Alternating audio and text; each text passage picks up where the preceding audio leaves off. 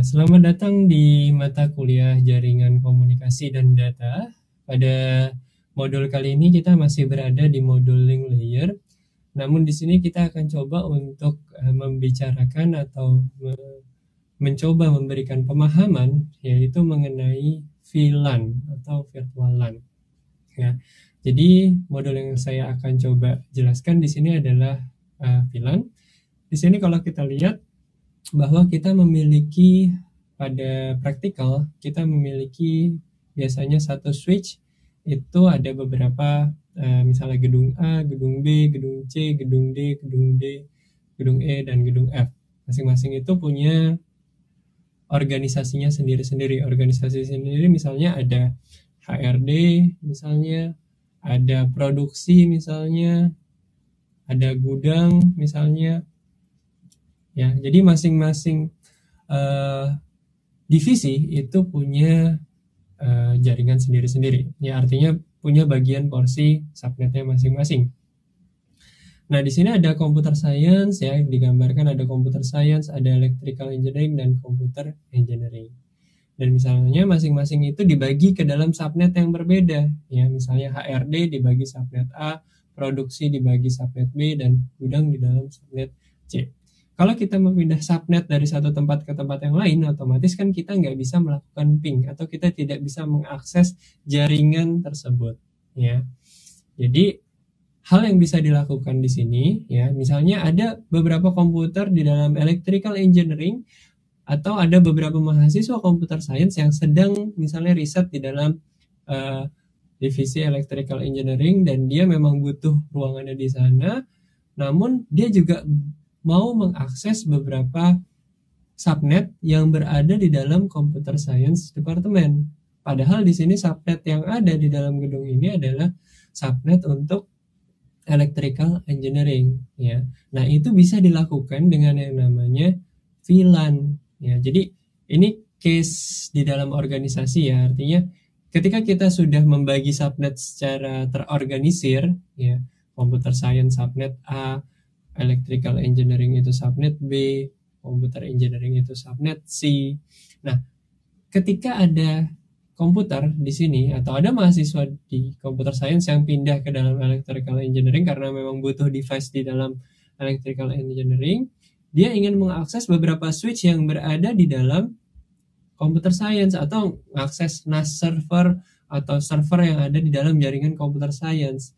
Namun dia terkendala di sini subnetnya adalah subnet electrical engineering. Otomatis dia tidak bisa memiliki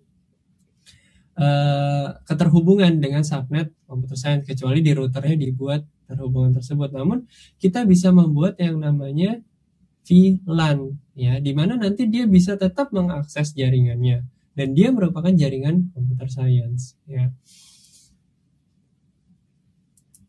Nah, yang kita coba lakukan di sini, ya, ada layer 2, layer 2 broadcast traffic, ada ARP, ada DHCP, ya.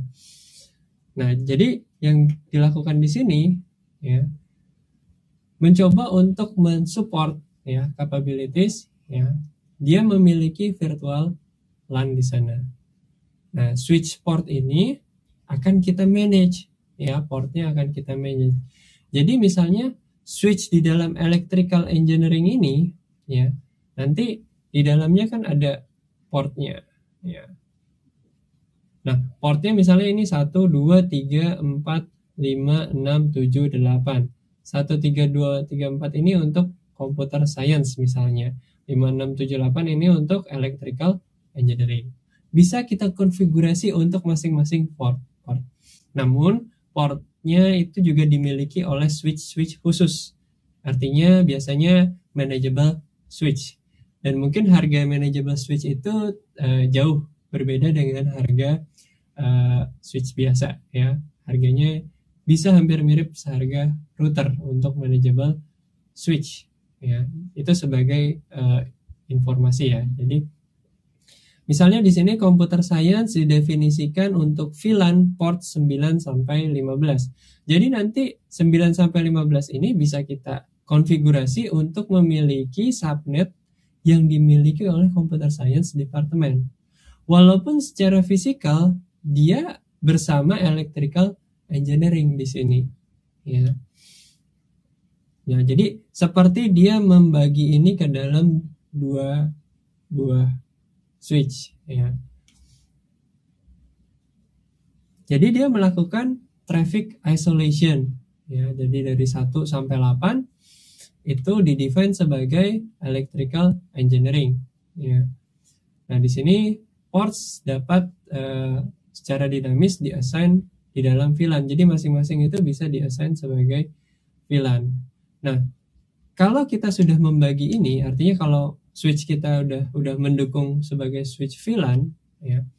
Misalnya ada satu yang di sini, ya, dia ingin mengakses ke CS, gitu. Misalnya ini udah rapih nih, karena yang tadi saya bilang dia pindah misalnya ke gedung electrical engineering karena mungkin risetnya berada di sana. Namun dia butuh untuk mengakses data-data yang ada di dalam subnet CS yang warna kuning.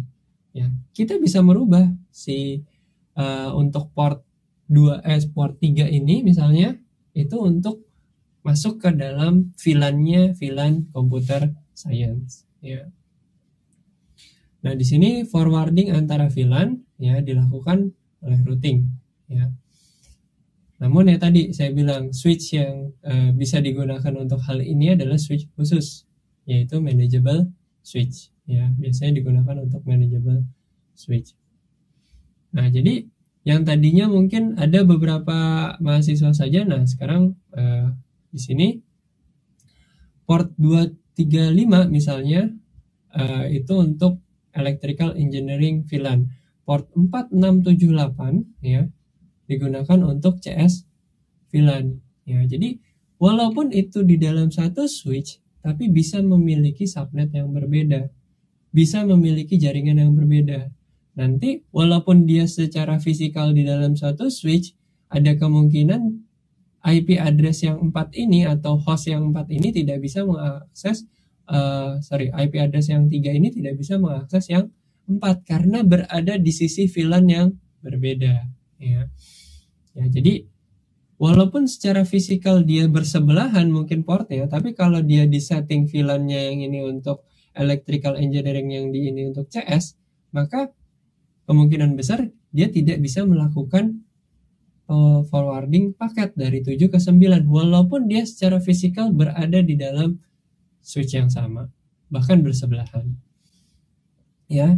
Dan ini biasanya kita menggunakan trunk port, ya, yang dimana trunk port ini membawa VLAN, paket-paket VLAN tersebut, ya. Jadi trunk port ini misalnya antara switch ini dengan switch ini dibawa oleh trunk port ini, ya. Jadi misalnya kita punya dua switch, ya, dan switch tersebut dibawa oleh paket-paket tersebut dibawa oleh trunk port. Kenapa dibilang trunk?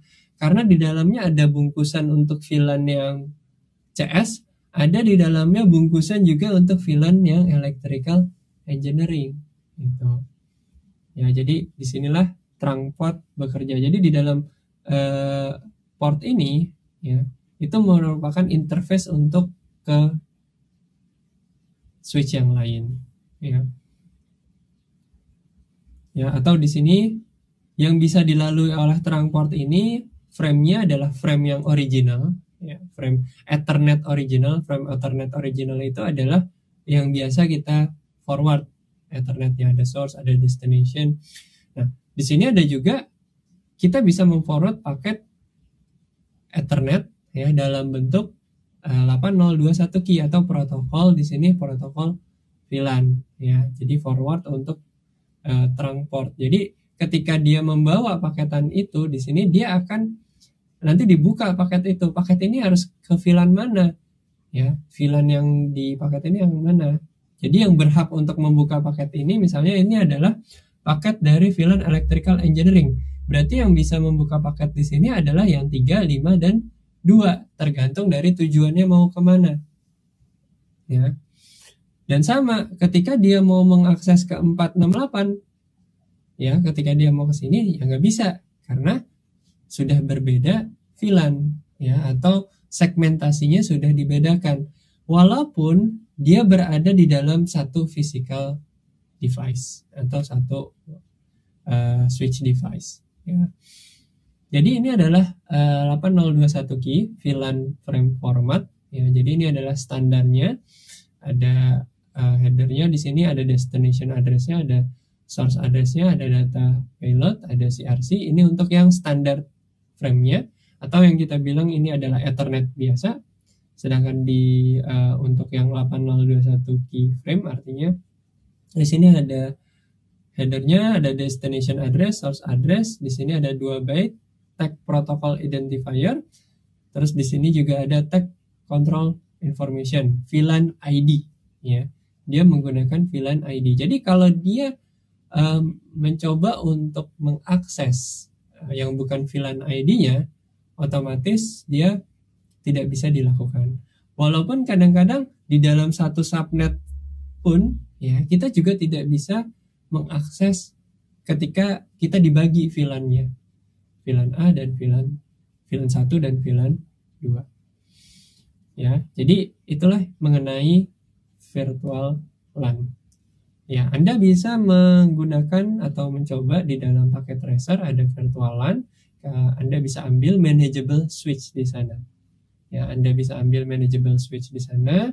Terus Anda coba untuk konekkan dan kalian bisa konfigurasi VLAN di sana. Nah, untuk berikutnya di sini ada juga yang namanya link virtualization atau MPLS. Ya. Di sini definisinya adalah multi protocol label switching ya, atau MPLS. Implementasinya sangat banyak digunakan di dunia industri ya, karena seperti kita tahu bahwa ketika kita menjalankan sebuah network itu mirip seperti server pada saat sekarang ini. Ya, tumpukannya itu bukan real hardware, tapi tumpukannya itu adalah virtualisasi dari networknya.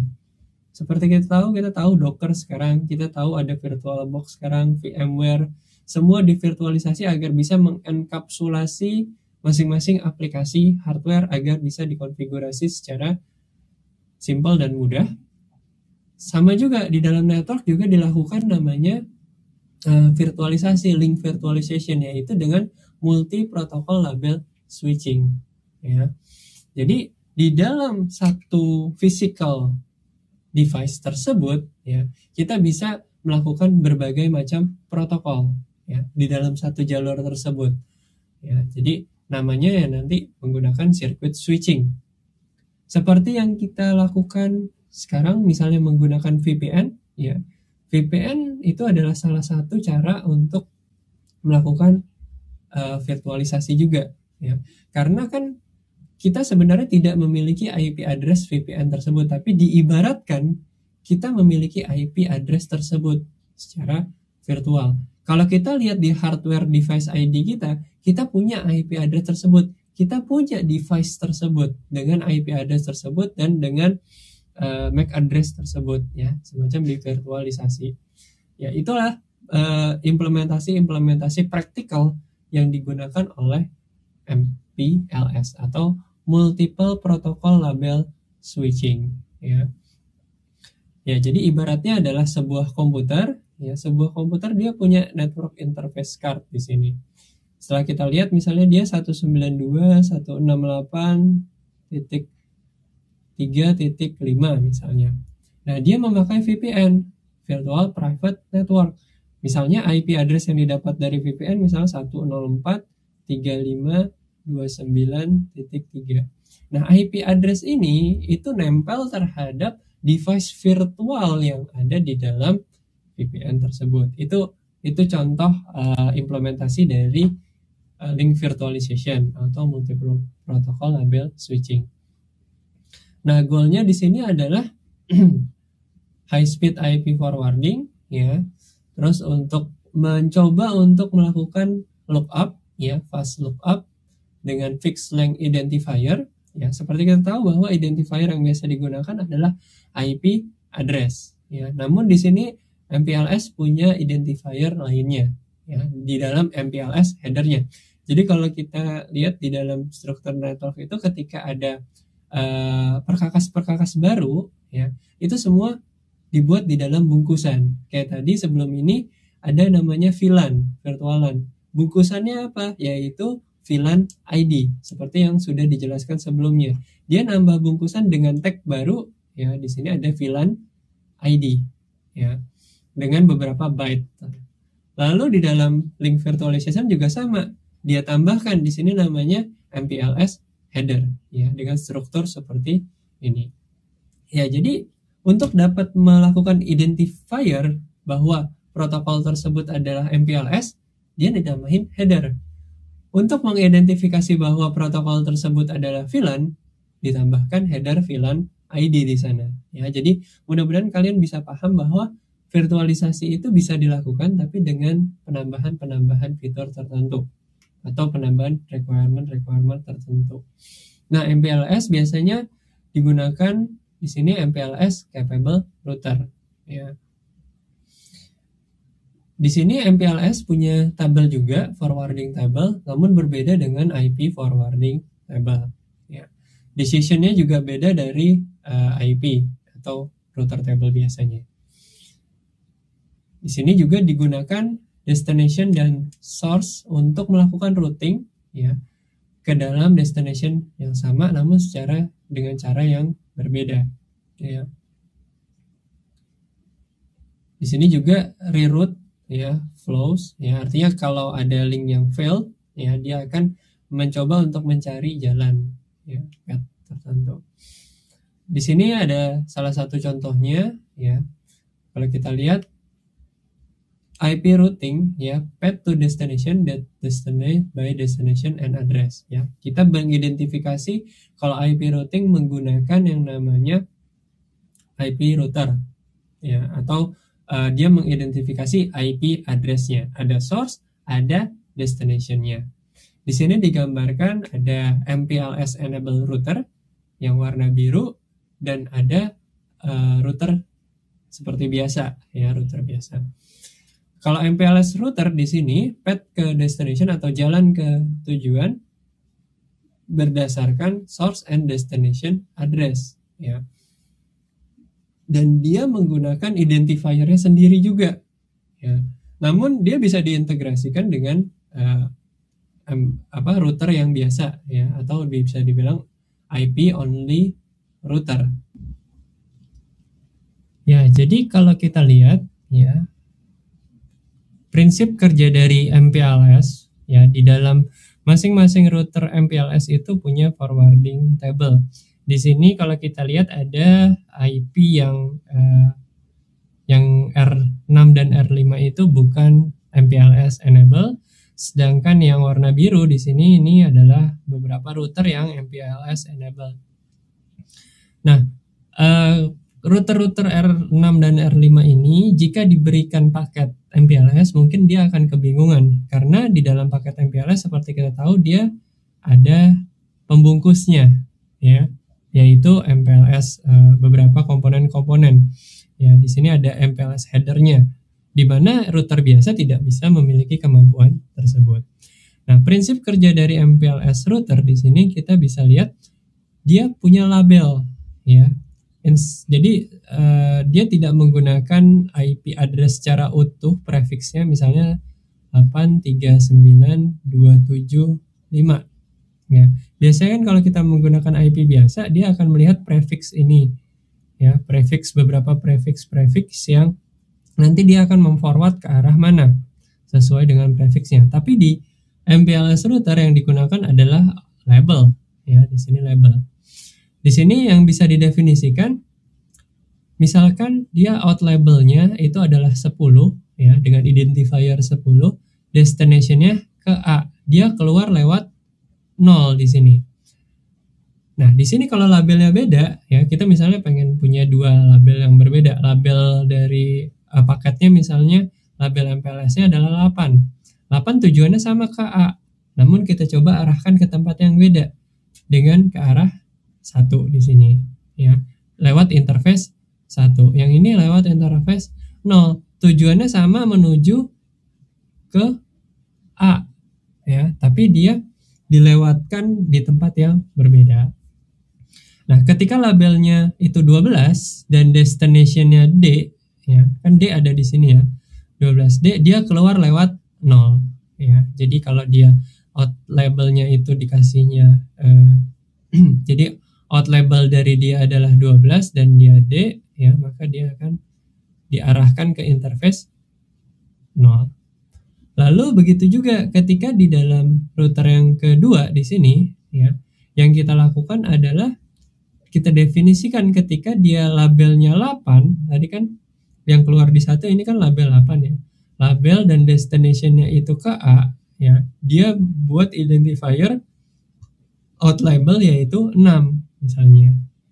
Nah, karena yang keluar dari 0 ini adalah out label 6, ya, maka harus diterima di sini in label 6. Ya, artinya masuknya 6, out labelnya tidak didefinisikan, dan destinationnya adalah ke A. Keluarnya lewat interface apa? Interface 0. Ya. Dan sama yang di sini juga, ketika dia di sini dibilang 8A lewat interface 1 kan tadi ke sini. Kalau 10A lewat interface 0 berarti lewat sini. Dia harus definisikan di router ketiga ini in label 10 itu out labelnya apa? Out labelnya 6. Ya, sama kayak yang ini. Ya. Out labelnya 6, destinationnya apa? Destinationnya adalah ke A. Ya, destinationnya ke A. Jadi ketika masuk ke sini baik yang dari router R3 sama router R2 itu sama-sama di redirect ke label yang sama yaitu 6 untuk di redirect ke A. Dan begitu juga di sini ada in label 12, berarti penerimaan dari label yang 12 ini yang akan di forward ke dalam hostnya adalah host D atau tujuannya ke dalam D, ya, dengan out label misalnya di sini didefinisikan 9, ya. Tapi in labelnya ngikutin dari out label yang sebelumnya. Ya, jadi itulah bagaimana MPLS ini bekerja. Ya, jadi bagaimana si MPLS ini bisa bekerja sehingga dia tidak menggunakan prefix router atau IP address seperti biasa, tapi dia menggunakan labeling di tiap paket-paketnya karena sudah ada bungkusannya. Dan berikutnya kita akan coba untuk mempelajari bagaimana suatu networking, atau ini gambaran umum ya, networking di dalam data center. Ya, jadi seperti kita ketahui bahwa suatu data center itu terdiri dari 10 sampai 100 ribu host di dalamnya, dan belum tentu itu adalah fisikal semua. Biasanya ada virtualisasi juga di sana. Ya, jadi hostnya mungkin tambah banyak ya. Walaupun secara fisikal ya mungkin ratusan ribu ya server di sana. Dan di sana juga berjalan multiple application, dan dia juga melayani berbagai macam klien ya. Nah, yang perlu dilakukan di dalam data center di sini adalah memanage load-nya. Jadi kalau kita lihat di bagian ini ya ada dua bagian utama. Ya, di sini ada bagian router dan di sini ada bagian switch ya, core switch biasa orang menyebutnya di dalam data center. Router di sini ya tugasnya untuk mengendalikan keluar dan masuknya data dalam data center. Dan biasanya dia punya ruangan tersendiri. Sedangkan di sini switch-nya ya, core switch ini memiliki switch di dalam setiap rack itu ada switch-nya, dan kita bisa mengkonfigurasi switch tersebut ya. Bayangannya adalah kayak kita melakukan request terhadap suatu web server, pasti kan dari requestnya datang dan akan masuk ke dalam rack atau masuk ke dalam rack server atau suatu server yang akan melayani request tersebut. Perjalanannya adalah dia melalui router terlebih dahulu, entah itu requestnya dari luar negeri atau yang pokoknya itu dari luar jaringan data center ya. Lalu akan dia masuk ke dalam load balancer. Load balancernya ini ngapain? Load balancernya ini akan milih di mana yang memiliki load tidak terlalu banyak agar bisa saya assign request ini. Lalu dia akan mengassign request ke misalnya load ini. Lalu akan membalas ya, atau misalnya dia mengakses database, misalnya ini racknya rak database server ya, karena biasanya secara praktikal DB server dan satu lagi web server itu biasanya dipisahkan ya. Dia mengakses DB server di sini misalnya, lalu dia kembalikan lagi requestnya ke dalam internet. Ya, jadi kalau kita lihat di sini memang load balancer ini sangat diperlukan ketika memang di sana aplikasi sudah cukup banyak digunakan. Ya, pada praktikalnya memang yang namanya aplikasi itu kan requestnya lumayan banyak. Ya, Pak, bagaimana dengan mobile application? Ya, sebenarnya mobile application kan kita juga menggunakan service, ya. Servisnya tersebut yang harus di balance. Ya, jadi interkoneksi antara satu switch dengan switch yang lain itu juga cukup banyak, ya. Oleh karena itu perlu diatur bagaimana suatu switch bisa bekerja dengan baik, ya, di sini. Ya, jadi mudah-mudahan mindset kalian bisa tergambarkan bahwa ketika kita mencoba untuk merequest sesuatu terhadap data center, otomatis server-server yang ada di sana akan mengassign request kita terhadap suatu server lewat jaringannya. Entah yang kita lewati gigabit per second, entah yang kita lewati fiber, tapi di dalam network tersebut request kita harus bisa terlayani dengan baik. Millisecond kita harus bisa secara wajar atau loadingnya secara wajar. Ya. Jadi untuk modeling layer ini sampai di sini dulu, ya. Jadi terima kasih atas perhatiannya dan mudah-mudahan modul ini bisa bermanfaat untuk kalian. Selain modul ini nanti saya akan juga mencoba untuk mempresentasikan beberapa praktek di dalam modul praktikal, ya, yang menjelaskan mengenai link layer. Atas perhatiannya saya ucapkan terima kasih.